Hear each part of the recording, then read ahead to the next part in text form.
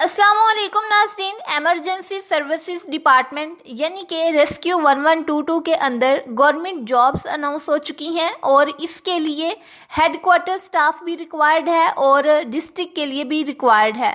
यानी आप हेडक्वार्टर के अंदर भी अप्लाई कर सकते हैं और अगर आप किसी डिस्ट्रिक्ट के अंदर स्टाफ के तौर पे भर्ती होना चाहते हैं तो भी आप इसमें अप्लाई कर सकते हैं। नाज़रीन, उम्र की हद आपको बताएं तो ज़्यादातर जो वैकेंसीज़ हैं उनके लिए 20 से 30 साल के लिए एज लिमिट रखी गई है और इसमें मेल और फीमेल दोनों अप्लाई कर सकते हैं।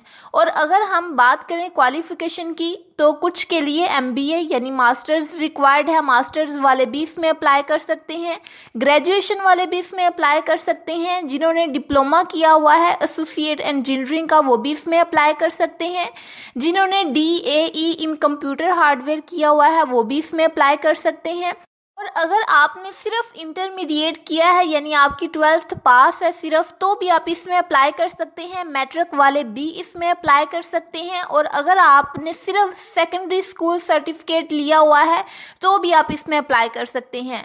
अब ऐसा नहीं है कि ये सारे लोग एक ही पोस्ट के लिए अप्लाई करेंगे। आपकी तालीम के हिसाब से, आपकी क्वालिफिकेशन के हिसाब से आपके लिए डिफरेंट जो वैकेंसीज हैं, डिफरेंट पोस्ट के नाम बताएंगे।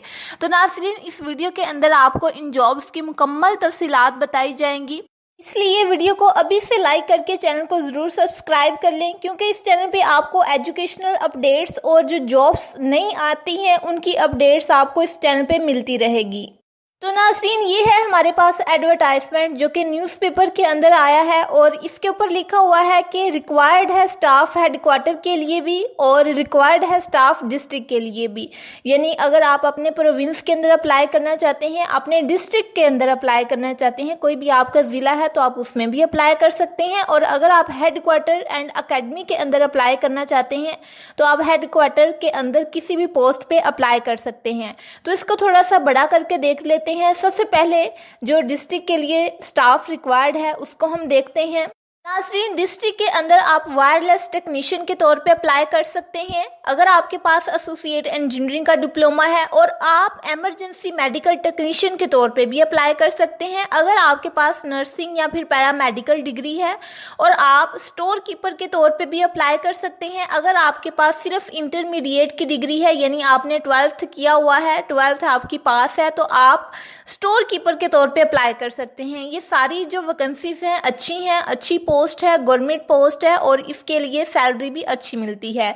और इसके बाद जो अगली वैकेंसी है वह है जूनियर स्टोर कीपर की।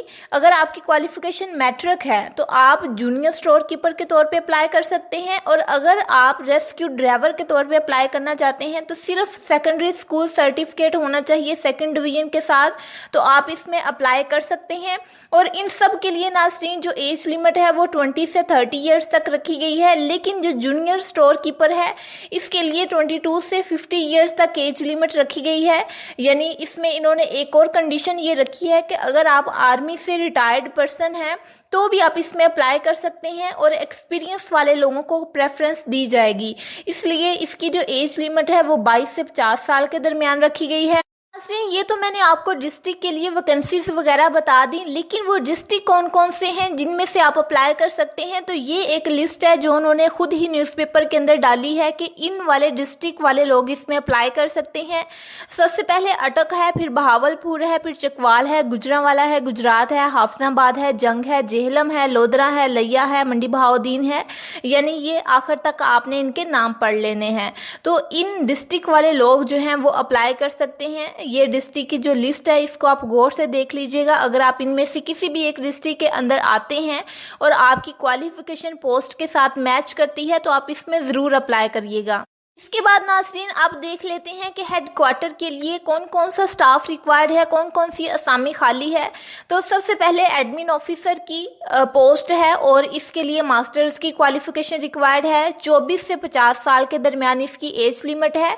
इसके बाद अगली असामी है असिस्टेंट ऑफिसर की और ये प्लानिंग ऑफिसर है। इसके लिए जो क्वालिफिकेशन रिक्वायर्ड है वो मास्टर्स है, लेकिन वो इकोनॉमिक्स या स्टैटिक्स के अंदर होना चाहिए, तो आप इसमें अप्लाई कर सकते हैं। और इसके लिए एज लिमिट 20 से 30 साल के दरमियान रखी गई है। इसके बाद नाज़रीन जो अगली असामी है स्टाफ जो हेडक्वार्टर के लिए रिक्वायर्ड है वो है ऑटो टेक्नीशियन की। इसके लिए आपने डिप्लोमा किया होना चाहिए एसोसिएट इंजीनियरिंग के अंदर। 20 से 30 साल एज लिमिट रखी गई है, तो आप इसके लिए अप्लाई कर सकते हैं। इसके बाद नाज़रीन चौथी पोस्ट जो हेडक्वार्टर के लिए वो है कंप्यूटर की यानी IT टेक्नीशियन की। आपने अगर DAE किया हुआ है कंप्यूटर हार्डवेयर के अंदर तो आप इसमें अप्लाई कर सकते हैं, और इसके लिए जो एज लिमिट है वो 20 से 40 साल के दरमियान रखी गई है। इसके बाद नाज़रीन लास्ट वाली पोस्ट जो हेडक्वार्टर के लिए है वो है ऑडियो या फिर वीडियो ऑपरेटर। इसके लिए आपकी क्वालिफिकेशन होनी चाहिए एसोसिएट इंजीनियरिंग के अंदर डिप्लोमा, और 20 से 35 साल के दरमियान एज लिमिट रखी गई है, तो आप इसके लिए अप्लाई कर सकते हैं। नाज़रीन मैंने आपको जो स्टाफ रिक्वायर्ड था हेडक्वार्टर के लिए वो मैंने अभी पोस्ट के नाम बताए हैं। पहले जो मैंने आपको पोस्ट के नाम बताए थे वो डिस्ट्रिक्ट के लिए थे, तो आप जिस भी पोस्ट के लिए अप्लाई कर सकते हैं, यानी आपकी क्वालिफिकेशन है किसी भी एक पोस्ट के लिए तो आप इसमें ज़रूर अप्लाई करें। अच्छी अपॉर्चुनिटी है, और अगर आप वाकई ही गवर्नमेंट जॉब लेना चाहते हैं और पहले से ही आप इसको तलाश कर रहे थे तो ये एक अच्छी अपॉर्चुनिटी है, आप इसमें अप्लाई कर लें। इसके बाद नाज़रीन अब हमने देखना है कि इसका सिलेक्शन प्रोसीजर क्या है और क्या टर्म्स एंड कंडीशन है। ये सबसे इम्पोर्टेंट पार्ट होता है। आपने किसी भी जॉब के लिए अप्लाई करना है तो इसका सिलेक्शन प्रोसीजर और इसकी टर्म्स एंड कंडीशंस आपको ज़रूर पता होनी चाहिए, ताकि आप उसमें अप्लाई करने से पहले बखूबी उससे आगाह हों। तो सबसे पहले हम देख लेते हैं सिलेक्शन प्रोसीजर को। सिलेक्शन प्रोसीजर के अंदर पहली लाइन उन्होंने लिखी है कि ये आपकी परमानेंट जॉब्स नहीं है, 1 साल के कॉन्ट्रैक्ट पे हैं, और अगर आपकी परफॉर्मेंस अच्छी हुई तो ये आपको एक्सटेंड कर दिया जाएगा, यानी एक्सटेंडेबल है। पहले 1 साल के पीरियड के लिए होंगी, और अगर आपकी परफॉर्मेंस अच्छी हुई तो आपकी जो जॉब है उसको एक्सटेंड कर दिया जाएगा। इसके बाद नाज़रीन अप्लाई ऑनलाइन होना है सेंट्रल टेस्टिंग सर्विस यानी CTS की ऑफिशियल वेबसाइट पे। आपने सिंपली गूगल पे लिखना है www.ctspak.com, या फिर आपने ESD की ऑफिशियल वेबसाइट यानी रेस्क्यू की ऑफिशियल वेबसाइट पे आप जाएंगे तो वहाँ पे भी एप्लीकेशन फॉर्म का लिंक होगा।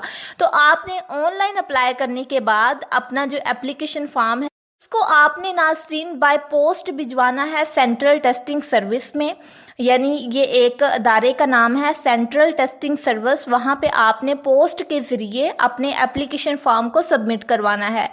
इसके बाद नाज़रीन आपका रिटन टेस्ट होगा, साइकोलॉजिकल टेस्ट होंगे, और आपका फिजिकल टेस्ट और स्किल्स का टेस्ट लिया जाएगा। और जो कैंडिडेट मेरिट पे आएंगे उन्हीं को इंटरव्यू की कॉल आएगी, और जो इंटरव्यू होगा वो आपका ठोकर नियाज बेग लाहौर में होगा। ये मैंने आपको बता दिया सिलेक्शन प्रोसीजर। इसके बाद नाज़रीन उन्होंने कुछ टर्म्स एंड कंडीशंस रखी हैं। ये जो दूसरा बॉक्स है ये टर्म्स एंड कंडीशंस का है। इसके अंदर लिखा हुआ है कि आपकी जो आई साइट है वो कमज़ोर नहीं होनी चाहिए, आपको कलर ब्लाइंडनेस का इशू नहीं होना चाहिए, और इसमें 5% कोटा जो है वो माइनॉरिटीज़ के लिए रखा गया है, यानी माइनॉरिटीज़ भी इसमें अप्लाई कर सकते हैं, और 15% जो कोटा है वो फीमेल्स के लिए रखा गया है। इसका मतलब ये है कि मेल और फीमेल दोनों इसमें अप्लाई कर सकते हैं। अगर आप ट्रांसजेंडर हैं तो भी आप इसमें अप्लाई कर सकते हैं। इसके बाद नाज़रीन लास्ट वाली चीज़ जो इस वीडियो में मैंने आपको बतानी है वो है कि इसमें अप्लाई करने की लास्ट डेट क्या है। तो 16/10/2025 ये इसमें अप्लाई करने की लास्ट डेट है, यानी कि ये अभी सितंबर है।